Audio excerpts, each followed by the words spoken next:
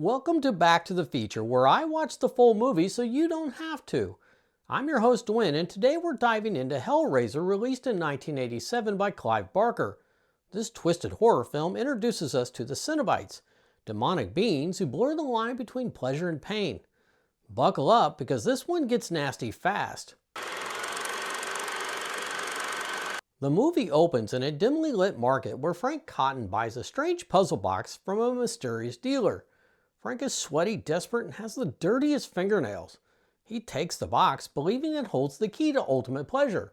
Back home, Frank sits on the floor and begins working the puzzle box. As he fidgets with it, weird lights and sounds come from the walls, so he just keeps messing with the box until it starts transforming. The moment it clicks, hooks shoot out from the darkness and tear into his skin. Spinning chains rip into his flesh as he screams. The room is transformed into a grotesque display of bloody hooks on chains and pieces of body parts everywhere. The Cenobites appear, ready to claim their new prize.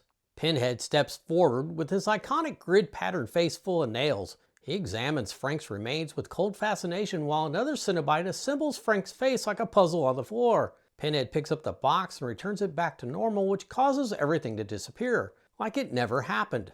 Frank's brother Larry arrives with his wife Julia.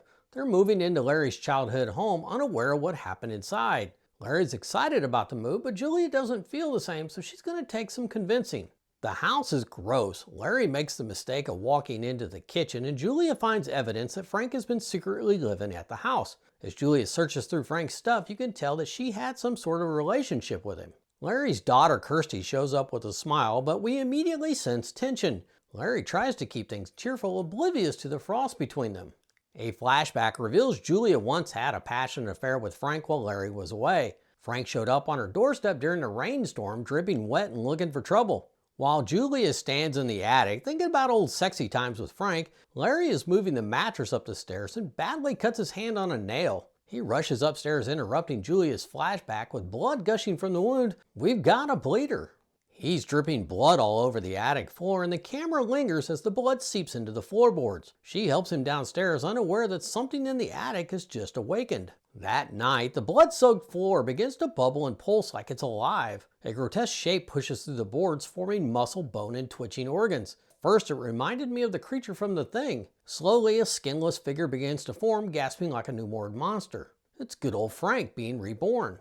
While hosting a dinner party, Julia decides to turn in early. She hears a strange noise upstairs, so she goes to the attic and freaks out when the newly reformed Frank, now just a bloody mass of sinew and bone, grabs her leg. She runs for the door, but Frank drags himself across the floor to stop her. He calls her name in a raspy, broken voice. She's horrified but can't look away. It doesn't take much to convince her that he's Frank. He explains that Larry's blood allowed him to come back, but he needs more blood to fully regenerate, and he needs her help getting it. Later that night, Kirsty is out walking with her boyfriend Steve when she spots an odd vagrant watching them. He doesn't do anything really, he just stares at Kirsty. The next day, Julia goes to a local bar and seduces a lonely businessman. She brings him back to the house for a booty call. The man is pretty eager, but unaware he's being led to the slaughter. The guy is cool with some attic kink, so he starts undressing, but then realizes he has to pee. While he's trying to open the door, Julia takes a hammer and starts bashing him in the head. As he lays there bleeding, the attic becomes Frank's feeding ground. Julia leaves the attic, shaken and covered in blood. She goes to the bathroom and washes the blood from her hands like it's routine. She stares at herself in the mirror, realizing that she's no longer just a bystander. She's an accomplice. Julia returns to the attic to find her suitor is nothing but a bloody husk of his former self. It looks like Frank drained the man's life force, absorbing his blood and tissue. Frank's now back on his feet with his muscles and bones filling out. He's becoming more human with every kill. Frank thanks Julia with a twisted tenderness. He tells her he needs just a few more bodies to be whole again. His voice is much calmer now, almost seductive. Julia nods without hesitation, and it's more than creepy when Frank says, "Come to Daddy." Larry comes home and Julia has to quickly dispose of the dead guy upstairs. She hides him away and slips into the bathroom just before Larry sees her.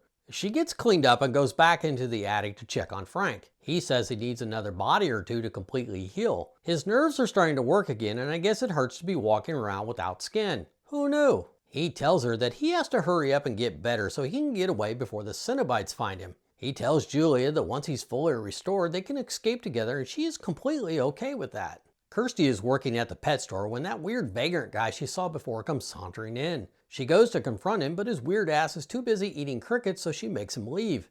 Julia lures another man back to the attic with a smile and a lie. This time she hesitates less. Frank kills the second man more efficiently. There's no struggle, just swift brutality. Frank's body continues to heal, muscle knitting together more visibly, and now Julia wants some answers. He shows her the box but won't let her touch it.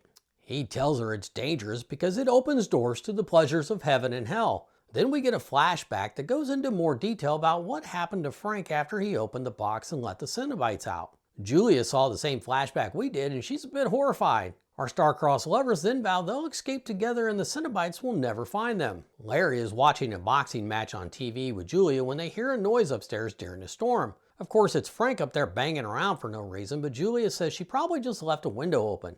Larry gets up to go check it out, so Julia has to seduce him to keep him from going upstairs. Her seduction skills aren't what they used to be because Larry still goes. He even goes into the attic and Julia just knows that Frank is going to kill him. There's nothing in there and Larry doesn't even see the rats nailed to the wall. With that relief, he's now ready to take Julia up on her offer of sexy time. They end up in the bedroom and guess where Frank is hiding? Yep, he comes sneaking out of the closet watching Larry trying to get some with Julia. He pulls out a knife and she's worried that he's going to kill Larry while he's on top of her. At the last second, Frank instead uses the knife to slice through a rat. Frank slips back into the closet and all of Julia's screaming has totally killed the mood with Larry. He has no idea that she just saved his life. Kirsty visits the house and sees Julia leading a man inside. Julia walks the man into the attic and he sees Frank before Julia brings the hammer down. She doesn't get a good enough whack in and that gives the guy a chance to yell a bit, which gets Kirsty's attention. Frank gets a hold of the guy and tells Julia to leave. Meanwhile, downstairs, Kirsty's in the house and hears Julia upstairs. Just as Kirsty reaches the top of the stairs, the attic door flies open and the man steps out all jacked up. He grabs her hand and pleads for help. Things really get crazy when skinless Frank comes out, grabs the man and kills him. He then turns to the freaked out Kirsty and says, "It's me, Uncle Frank." Yeah, like that makes it any better. He tries to grab her, but she breaks free and runs into the attic room instead of downstairs. Frank follows her into the room, closes the door, and they tussle a bit. He lunges at her, but she picks up the puzzle box. He of course panics and tells her to give it back, but Kirsty, not understanding its power, throws it out the attic window and then takes off out the door. In junior high, my teacher threw my Rubik's Cube out the window, so I know exactly how Frank feels. While Frank frets about the box being discarded, Kirsty escapes the house, picks up the box, and starts running Forrest Gump style. Eventually, she becomes disoriented and collapses. Kirsty wakes up in a hospital room, confused and weak. She doesn't remember how she got there, so the doctor leaves the puzzle box with her, hoping that it will stir her memory. Alone in the hospital room, Kirsty is fascinated by the box and begins to toy with it. The box begins to shift under her fingers like it's alive. With the final click, the box opens and the room lights flicker and the air grows cold. The walls of the room begin to pull apart, exposing a dark corridor. Kirsty starts walking down the corridor as screams echo from the darkness. A weird creature on wheels drags itself down the corridor after her, causing her to run away in terror, barely escaping back to the room before the wall seals behind her. The lights in the room flicker again and things start exploding. Kirsty clutches the box, breathing hard. Suddenly, Pinhead and the other Cenobites materialize one after the other. Chatterbox gets to her first and holds her in the corner. Pinhead steps forward, his voice calm and chilling. The box. You opened it. We came. It's just a puzzle box! The female Cenobite approaches and examines Kirsty's face like she's inspecting livestock. Chatterbox, with teeth always exposed, grinds his jaws eagerly, while Butterball Cenobite stands silent, breathing heavily behind dark sunglasses. Kirsty pleads for her life and mentions Frank by name. The Cenobites pause, intrigued. Kirsty tells them Frank escaped them, a crime they consider impossible. Pinhead's voice hardens as he says, Nobody escapes us. Pinhead strikes a deal. If Kirsty can lead them to Frank and prove he's alive, they will spare her. But he warns her with a cold promise. We'll tear your soul apart. Larry returns home and is greeted by Julia, who forces a smile but has emptiness in her eyes. She tells him she has something she wants him to see upstairs. Next, we see Larry come back down the stairs buttoning his shirt while Julia sits in front of a mirror smoking and drinking. Larry comes up behind Julia and caresses her face. As his fingers move across her cheek, it leaves a trail of blood. She just smiles and then it's time for some lovin'. Kirsty arrives and frantically tries to warn her father. She rushes into his arms and doesn't even notice the blood around his collar as she hugs him. And then she doesn't notice the blood all around the outer edge of his face. She's really not very observant. She tells Larry that Frank is there and wants to kill him. Larry says there's nothing to worry about. Frank's gone. He's dead. She needs to see him to be sure, so Larry tells Julia to go show her. Remember, she has that deal with the Cenobites, so it's pretty important if Frank is dead. Julia takes her to the attic where a bloody, skinless corpse is laying in the middle of the room. Julia leaves and closes the door right before the Cenobites appear. Pinhead, pointing at the body, says they want the man who did this. Julia says you can't have him because he's my father, and then she runs out of the room. Really? Downstairs, Julia blocks her exit, and then Larry comes out and tries to convince her to stay with him and Julia as a happy little family. He gives himself away when he tells her, "Come to Daddy." She instantly realizes that the man standing in front of her is Frank wearing her dad's skin. She just stands there until he gets close enough, and then she scratches his face with some serious Wolverine action. Julia grabs a hold of Kirsty, and a pissed off Frank pulls out his trusty knife. When he lunges at Kirsty, she moves out of the way, causing Frank to stab Julia. Oops. She gasps in shock as Frank doesn't seem to care that he stabbed her. Nothing personal, he tells her coldly as he then starts to drain her life. Once she's completely drained, Frank finally takes his knife out. Kirsty goes back upstairs, but goes into the bedroom to hide instead of the attic. Frank goes looking for her, but she stays hidden and silent even after bumping into one of Julia's victims and his collection of maggots.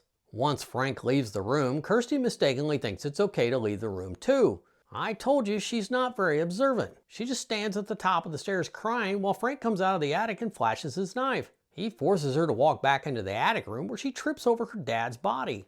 He's feeling pretty cocky until the walls start lighting up and the Cenobites return. Here come the chains with hooks. Chatterbox blocks the door so he can't leave. Pinhead then tells Kirsty what's about to happen isn't for her eyes, and that's when Frank realizes that she set him up.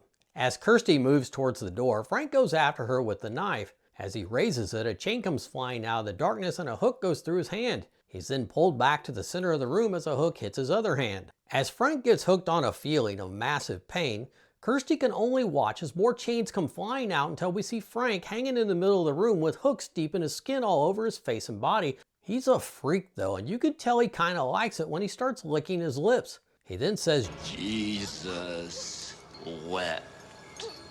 That was the last straw for Kirsty, and she finally leaves the room. As she closes the door, Frank is ripped to shreds. With Frank dealt with, the Cenobites turn their attention back to Kirsty. Kirsty runs into the bedroom and finds Julia's corpse laying on the bed with hooks in her face and holding the box in her hands. Kirsty pries the box from her clutches and starts fiddling with it. Pinhead shows up behind her and tells her, "We have such sights to show you." She twists the box into a new configuration and light bursts from its seams. Kirsty runs through the crumbling house chased by flickers of blue lightning while Steve shows up looking for her. One by one, the Cenobites are pulled back into their own dimension, except for Butterball. Just before he can kill Steve, he's buried under the falling ceiling. Just as they're about to leave the crumbling house, the box starts to transform on its own. When they open the front door, the monster on wheels from the hospital comes after them. Kirsty and the monster fight over the box, with Kirsty eventually getting control of it. She gets the box back into its original shape and points it at the monster. Yellow streaks of lightning come out of it and hit the monster in the face, consuming it until it disappears. Later, Kirsty and Steve toss the puzzle box into a fire pit, hoping to destroy it. As it burns, the weird Vagrant who's been lurking throughout the film suddenly walks up. He reaches into the flames with bare hands and retrieves the box. His body goes up in flames and transforms into a winged skeletal creature that then flies away. The film ends with the mysterious merchant who sold Frank the box sitting at his table once again. He looks up as another man approaches and asks, "What's your pleasure, sir?"